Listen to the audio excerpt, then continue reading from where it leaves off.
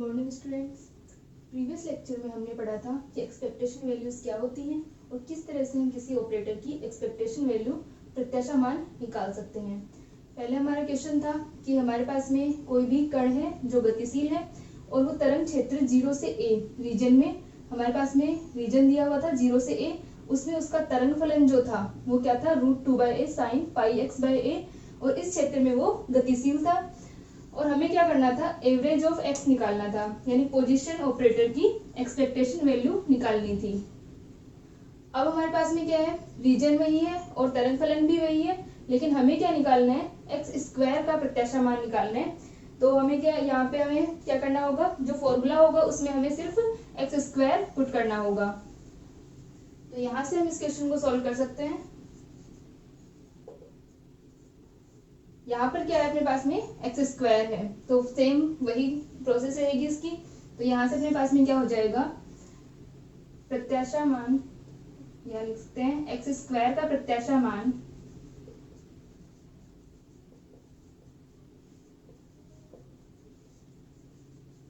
निम्न प्रकार ज्ञात करते हैं। ठीक है, तो यहाँ से अपन क्या कर रहे हैं, एक्स स्क्वायर का प्रत्याशा मान ज्ञात कर रहे हैं। अपने पास में पहले हमने ज्ञात किया था इसी वेव फंक्शन के लिए, इसी तरंग फलन के लिए, और इसी रीजन में हमने एक्स का प्रत्याशा मान ज्ञात किया था।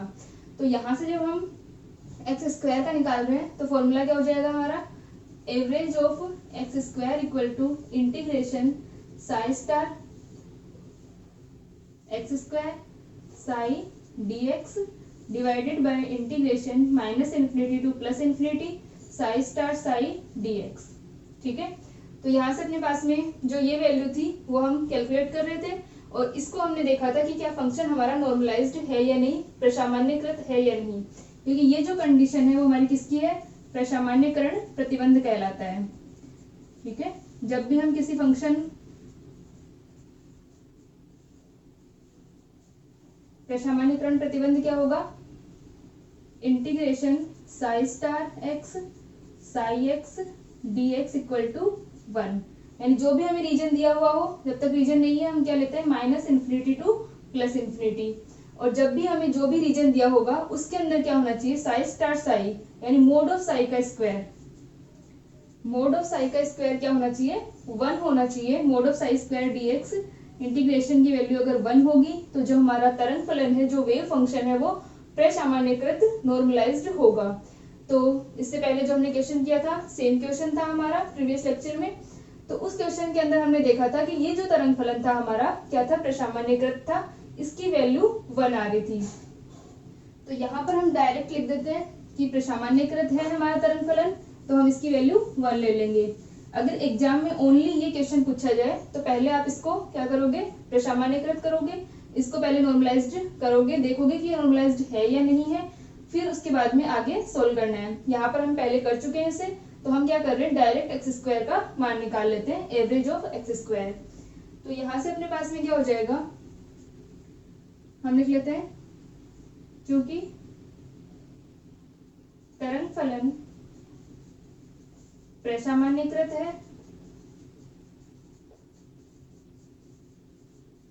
अतः, ठीक है, क्योंकि हमारा जो वेव फंक्शन है वो नॉर्मलाइज्ड है, तो हम लिख लेंगे क्योंकि तरंग फलन प्रसामान्यकृत है अतः -∞ to +∞ psi star psi dx equal to 1। ठीक है, ये वैल्यू जो होगी हमारी 1 हो जाएगी। तो हमें इसे सॉल्व नहीं करना, अब हम क्या करेंगे, हम इसे सॉल्व कर लेते हैं सिर्फ इसको।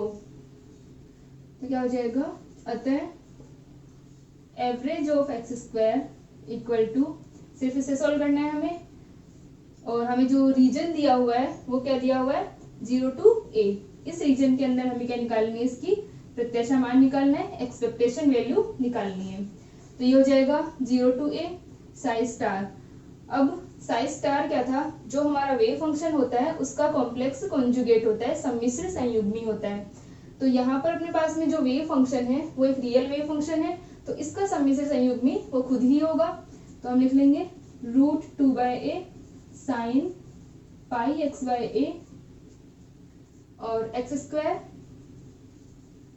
साई dx। तो साई क्या हो जाएगा, √2/a sine pi x by a dx। ठीक है, हमें ये इंटीग्रेशन याद करना है। तो यहाँ से हम देख सकते हैं कि √2/a और √2/a 2 टाइम्स है, तो इसे हम बाहर ले लेते हैं और रूट हट जाएगा इसका। तो ये हो जाएगा average of x² equal to 2/a 0 to a। ये हो जाएगा x² और साइन है तो sine square pi x upon a dx। ये बच गया अपने पास में। अब जो साइन स्क्वायर होता है हम उसको क्या लिख सकते हैं, चूंकि साइन स्क्वायर x का हमारा जो फॉर्मूला होता है sine square x equal to 1 minus cos 2x divided by 2। ठीक है, कोस 2x का जो हमारा फॉर्मूला होता है वो क्या होता है, 1 minus sign square x 1 minus 2 sign square x। यहाँ पर हमें क्या चाहिए, ओनली साइन स्क्वायर x चाहिए, तो 1 minus cos 2x divided by 2 हम लिख लेंगे। इसको हम सॉल्व करते हैं।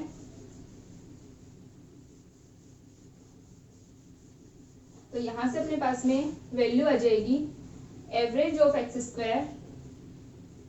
इक्वल टू 2/a इंटीग्रेशन 0 to a और x² 1 minus cos 2x divided by 2 dx। ठीक है, अब हमें इसे सॉल्व करना है। हम इसको अंदर मल्टीप्लाई कर लेते हैं x² को, तो ये हो जाएगा 2/a 0 to a x² minus इस 2 को बाहर ले लेते हैं, x² माइनस x² कोस 2x dx।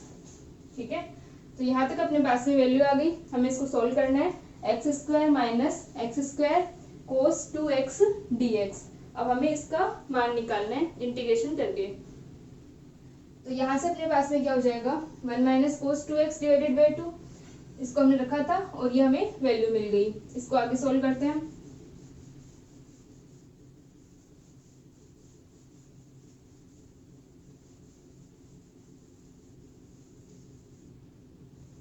तो जब हम इसको सॉल्व करेंगे तो 2 से 2 कैंसिल, 1/a 0 to a।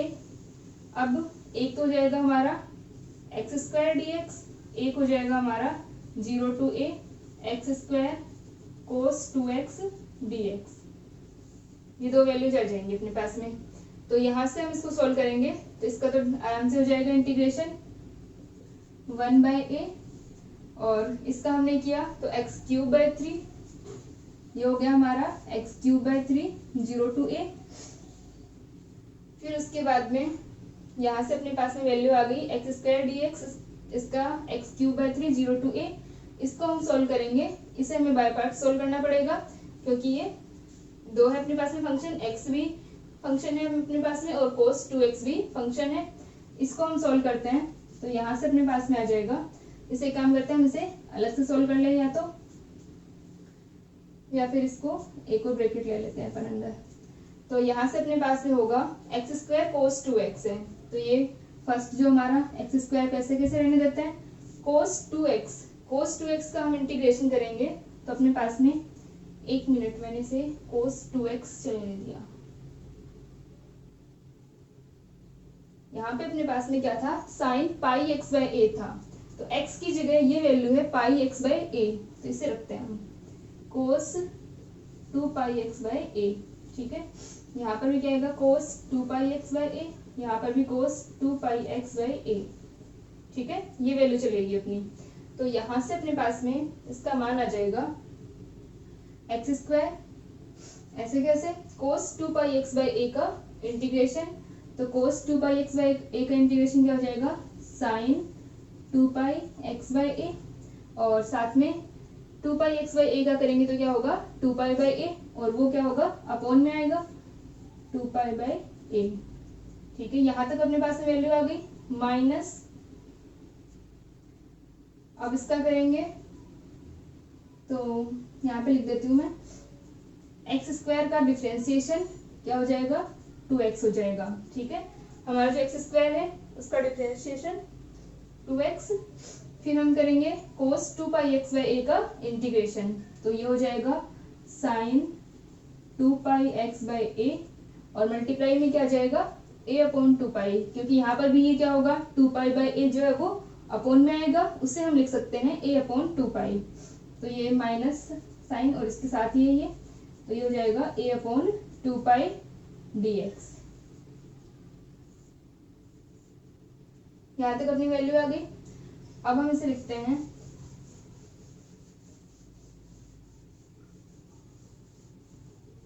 ठीक है, यहां तक कर लेंगे इसे। अब अपने पास में आएगा 1/a और इसके अंदर वैल्यू रखेंगे, लिमिट रखेंगे तो a³ और माइनस का 0 होगा, तो हम इसे लिख देते हैं a³/3। ठीक है, यहां तक हो गया। अब हम सोल्व करेंगे इसे, तो x² साइन 2πx/a 2π/a, इसके अंदर लिमिट रखेंगे हम माइनस ये जो हमारी वैल्यू है x², इसकी लिमिट है हमारी 0 to a, लिमिट क्या है हमारी 0 to a।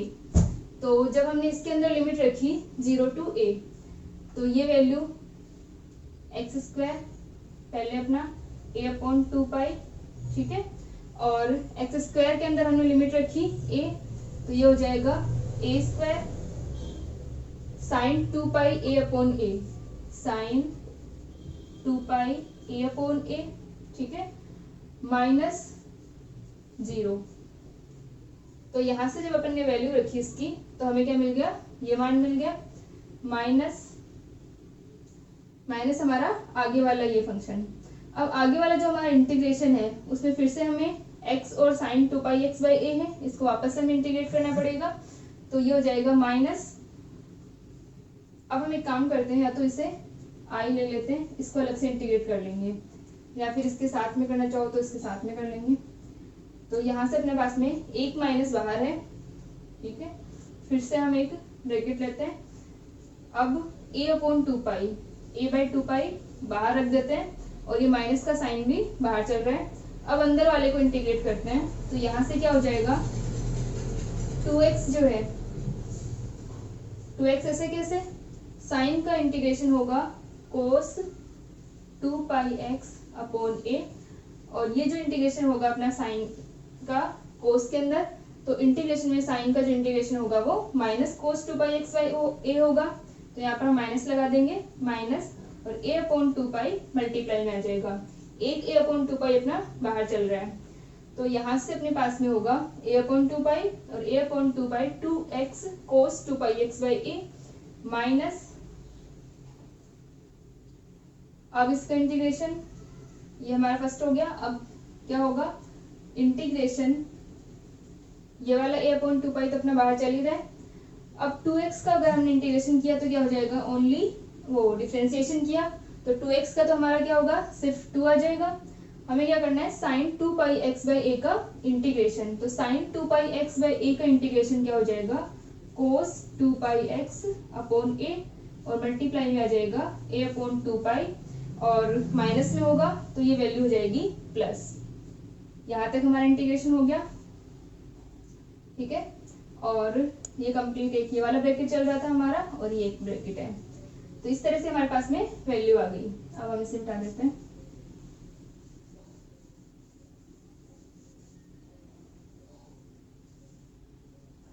अब हम यहाँ से देख सकते हैं कि 1/a ये हमारा a³/3 है, ये हमारा माइनस साइन, और ये वैल्यू जो है साइन 2πa अपॉन a से a कैंसिल हो जाएगा, और साइन 2 पाई का मान कितना होता है हमारा साइन पाई 2 पाई 3 पाई यानी साइन n पाई हमारे सारे 0 होते हैं। तो यहाँ से हमारी ये जो वैल्यू है 2πa अपॉन a से a कैंसिल, और साइन 2 पाई क्या हो गया 0, तो हमें मिल जाएगा a अपॉन 2 पाई, यानी ये वाली पूरी वैल्यू जो है वो 0 हो गई, तो हमारा सिर्फ माइनस साइन चल रहा है। फिर हमारे ब्रैकेट में अंदर क्या है, फिर से माइनस का a अपॉन 2 पाई, ठीक है, फिर हमारा ये वाला ब्रैकेट स्टार्ट, और इसमें क्या है माइनस का a अपॉन 2 पाई, ठीक है। अब हम इसके अंदर लिमिट रखें, हमारी लिमिट क्या थी 0 से a, इसके अंदर हमने लिमिट रखी तो क्या होगा 2a cos 2 pi a upon a। जब हम इसके अंदर लिमिट रख रहे हैं इसके अंदर, तो हमारे पास में वैल्यू होगी 2a, ठीक है, cos 2 pi a upon a, ऐसे कैंसिल। cos 2 पाई का मान हमारा 1 होता है, तो यहाँ से हमें क्या वैल्यू मिल जाएगी, ओनली 2a मिल जाएगा, ठीक है।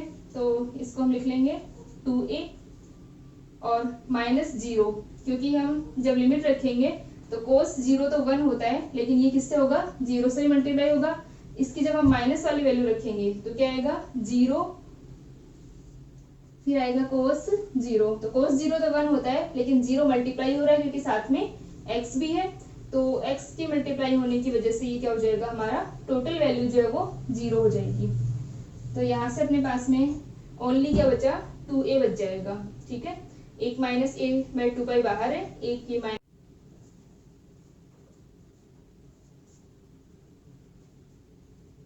यहाँ से अपने पास में a upon 2 pi dot a upon 2 pi sine 2 pi x by a 0 to a, तो इसकी लिमिट रख देंगे हम,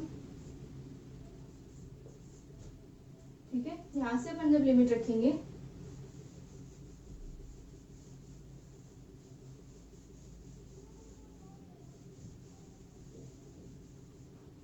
तो ये हो जाएगा 1 by a cube by 3 minus अंदर हमारा जो ये वैल्यू है a upon 2 pi dot 2a upon 2 pi sine 2 pi x by a 0 to a। तो इसके अंदर क्या हो रहा है, जब हम लिमिट रखेंगे 2 पाई a अपॉन a, तो ऐसे ही कैंसिल 2 पाई, और जब हम रखेंगे 0 तो साइन 2 पाई हमारा क्या होता है, 0। एक लिमिट तो हमारी हो जाएगी साइन 2 पाई इसमें, और दूसरी जो हमारी लिमिट रहेगी वो क्या रहेगी, साइन 0 की रहेगी। तो हमारा साइन 2 पाई भी 0 होता है और साइन 0 भी 0 होता है। तो साइन 2 पाई और साइन पाई दोनों हमारे 0 हो गए, यानी ये कंप्लीट टर्म जो है वो 0 हो गई। इसके अंदर हमारे पास में बचा माइनस, और अंदर क्या है, माइनस माइनस प्लस हो गया, फिर एक और माइनस है, तो टोटल हमारे पास माइनस बचेगा। और ए और ए, तो ये क्या हो गया, a क्यूब डिवाइडेड बाय 2, और ये हो गया हमारा 4 पाई स्क्वायर, ठीक है। तो ये हमारे पास वैल्यू आ गई।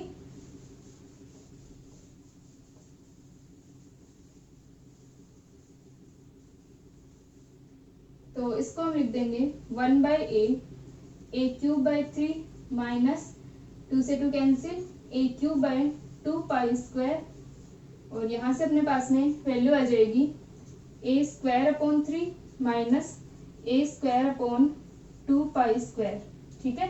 तो टोटल हमारे पास में इसका जो मान आएगा वो कितना आ जाएगा, a square upon 2 pi square, ठीक है। तो यहाँ से अपने पास में किसकी वैल्यू आ गई, एक्स स्क्वायर का प्रत्याशा मान आ गया।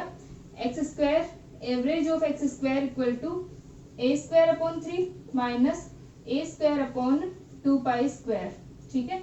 ये अपने पास में वैल्यू आ गई एवरेज ऑफ एक्स स्क्वायर की। अब जो हमारा पहले वाला क्वेश्चन था,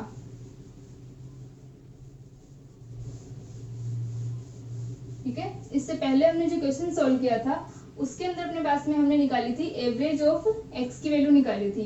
तो एवरेज ऑफ एक्स अपने पास में a बाई 2 आया था वहां पे।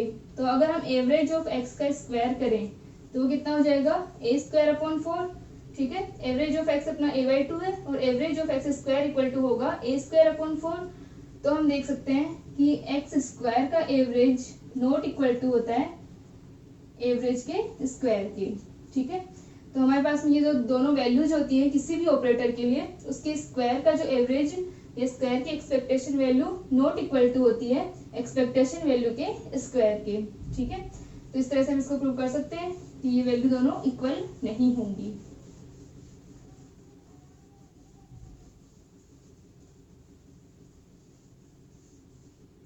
ठीक है, तो यहाँ तक अपना हो जाएगा इसका सॉल्यूशन। अब हम नेक्स्ट क्वेश्चन करते हैं।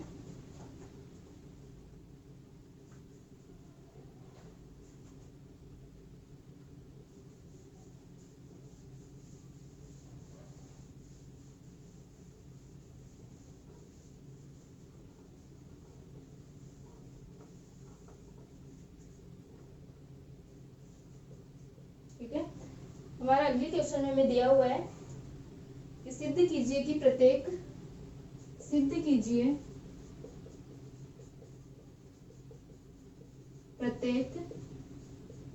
प्रेक्षण योग्य राशि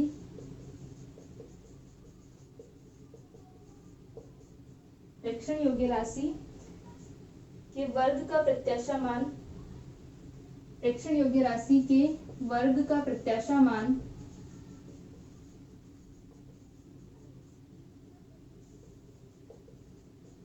धनात्मक तथा वास्तविक होता है।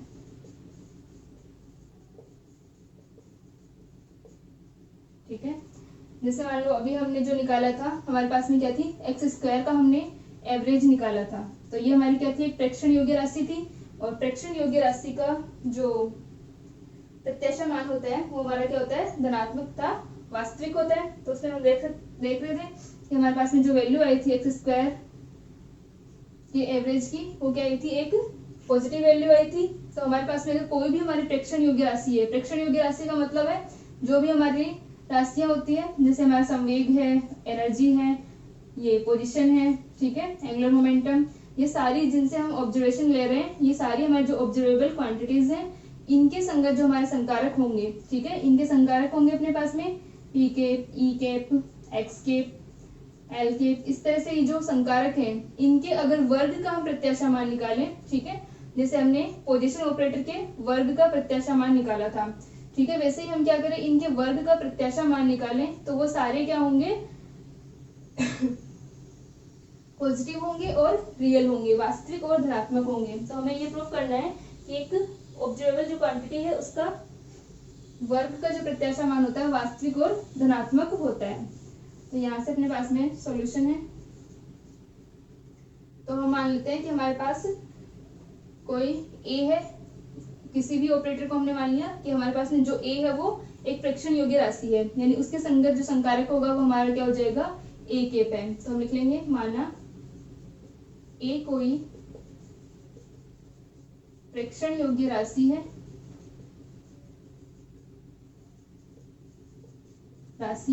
तथा ए केप उसके संगत संकारक है। ठीक है, यहाँ पर हमारी जो प्रेक्षण योग्य राशियां हैं वो हमने जो फर्स्ट हमने टेबल बनाई थी संकारकों की, वो हमारी सारी जो राशियां हैं वो क्या है, प्रेक्षण योग्य राशियां हैं। तो जो ए केप उसके संगत हमारे पास क्या है, संकारक है, तथा साई तरंग फलन है।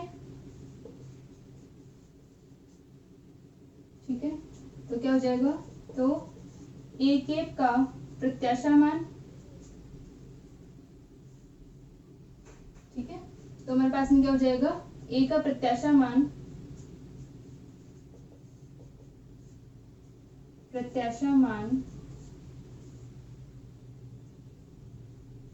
ए का प्रत्याशा मान अपने पास में क्या हो जाएगा, average of A cap equal to integration. ठीक है, तो यहाँ से हमारी जो प्रेक्षण योग्य राशि है उसका हम क्या निकाल रहे हैं, प्रत्याशा मान निकाल रहे हैं। किसी भी राशि का प्रत्याशा मान हम इस तरह से निकाल सकते हैं कि A cap equal to integration psi star A cap psi d psi divided by integration psi star psi dv. ठीक है, तो यहाँ से अगर हम ये माने कि हमारा जो वेव फंक्शन है वो क्या है, प्रसामान्यकृत है, नॉर्मलाइज्ड है, तो क्या हो जाएगा अपने पास में ये वैल्यू जो है, अगर हमारा नॉर्मलाइज्ड है, हम लिखें कि यदि तरंग फलन प्रसामान्यकृत है, ठीक है, तरंग फलन प्रसामान्यकृत है, तो क्या होगा, integration psi star psi d V equal to 1 हो जाएगा। ठीक है, अगर हमारा प्रसामान्यकृत हुआ।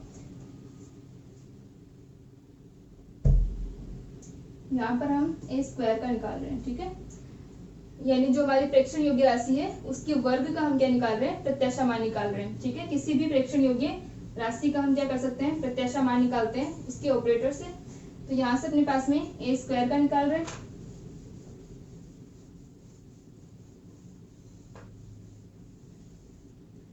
तो यहाँ से अपने पास में अगर ये प्रसामान्यकृत है तो वैल्यू क्या हो जाएगी, average of A cap square equal to integration psi star A cap square psi DV.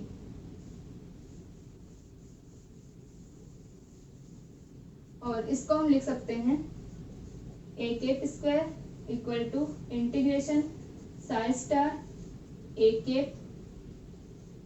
Cap psi dv. ठीक है, यानी ए केप को हमने दो बार करके लिख लिया, ए केप डॉट ए केप, यानी किसी भी ऑपरेटर की अगर हमारे पास में पावर हो तो उसे हम इस तरह से लिख सकते हैं A cap dot A cap. ठीक है, तो ये अगर हम इसको यहाँ पर अपने पास में क्या है ए केप स्क्वायर है तो इसे हम लिख लेंगे ए केप डॉट ए केप। अब जो हमारे प्रेक्षण योग्य राशियां होती हैं उनके संगत जो संकारक होते हैं वो क्या होते हैं, हर्मिटिय संकारक होते हैं। ठीक है, तो हम लिख लेंगे क्योंकि प्रेक्षण योग्य राशियों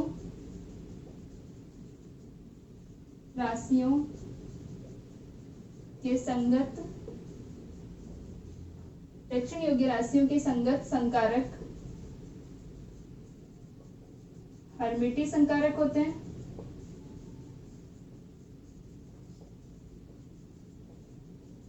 अतः ठीक है, यहाँ से अपनी जो प्रेक्षण योग्य राशियां हैं उनके संगत संकारक होंगे वो हर्मिटिय संकारक होंगे। तो हम लिख लेंगे अतः हर्मिटिय संकारक की परिभाषा से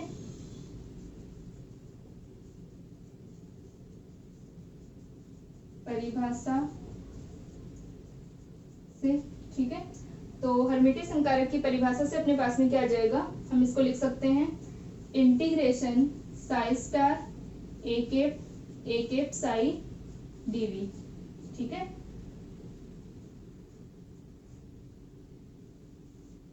इसको हम लिख सकते हैं, यहाँ से देखो अपने पास में जो हमने एडजॉइंट ऑपरेटर पढ़े थे और हमने क्या पढ़ा था, हर्मिशियन ऑपरेटर्स पढ़े थे, तो वहां से अपने पास में वैल्यू क्या थी, अगर इसको हम क्या मान लें, पूरे को फाई मान लें। ठीक है, अगर हम इसको इस फॉर्म में लिखें Sai star A cap phi DV.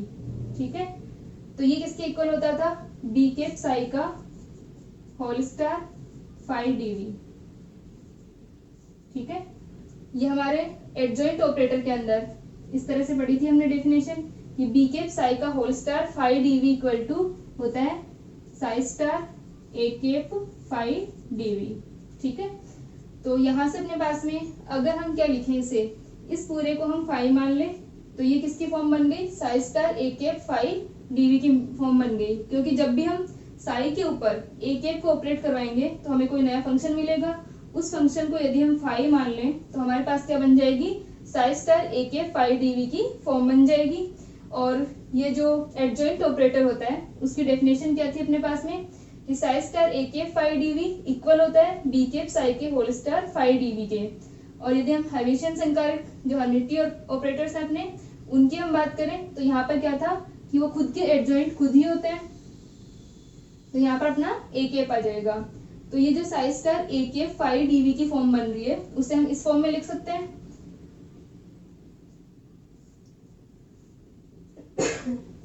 A cap psi का होल स्टार और फाई की जगह क्या है अपने पास में, ए केप साई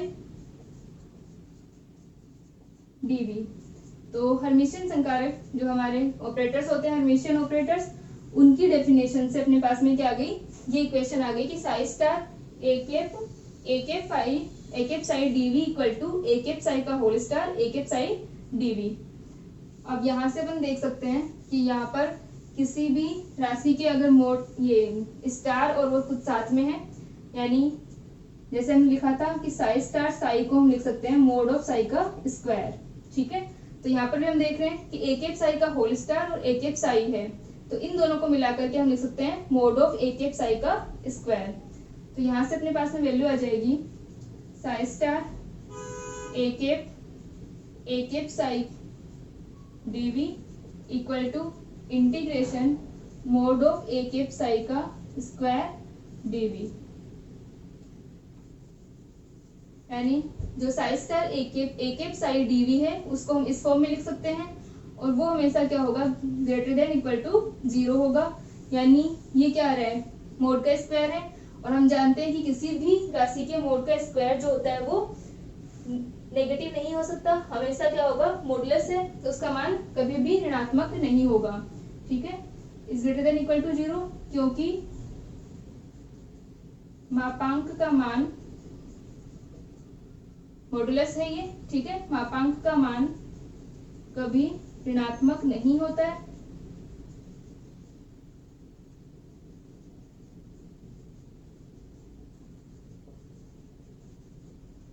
ठीक है, कभी ऋणात्मक नहीं होता है। अतः प्रेक्षण योग्य, ठीक है, जो भी हमारी प्रेक्षण योग्य राशियां होंगी, अतः प्रेक्षण योग्य राशियों के वर्ग का प्रत्याशा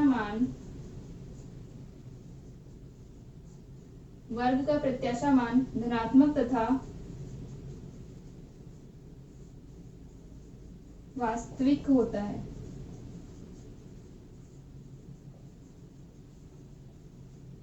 ठीक है। तो यहाँ से क्या होगा कि हमारे पास में जो वैल्यू है साई स्टार ए कैप, ये इस तरह से आई थी mode of A cap Sai का होल स्क्वायर डीवी। तो हमें क्या करना था इस क्वेश्चन के अंदर, हमारे जो भी प्रेक्षण योग्य राशियां होती हैं, जैसे हमने अभी एक्स स्क्वायर का निकाला था वैसे ही था ये, तो कोई भी प्रेक्षण योग्य राशि हो सकती है, हमारी जो भी संवेग है, ऊर्जा है, कुछ भी, तो उनके जो वर्ग का प्रत्याशा मान होता है, ठीक है, उनके वर्ग का जो एक्सपेक्टेशन वैल्यू होगी अपने पास में, वो क्या होगी, हमेशा पॉजिटिव और रियल आएगी। तो उससे हम क्या कर रहे थे, यहाँ पे हमने हर्मिशियन ऑपरेटर की डेफिनेशन को यूज किया और फिर इसको प्रूव किया। तो जो भी हमारी प्रेक्षण योग्य राशियां होती है वो हर्मिशियन होती है, और हर्मिशियन ऑपरेटर की डेफिनेशन से अपने पास में ये वैल्यू आ गई है, ग्रेटर देन इक्वल टू 0 आया। इसकी वजह से क्या होगा, इसका मान, एक्सपेक्टेशन वैल्यू का मान हमेशा पॉजिटिव रहेगा, ठीक है।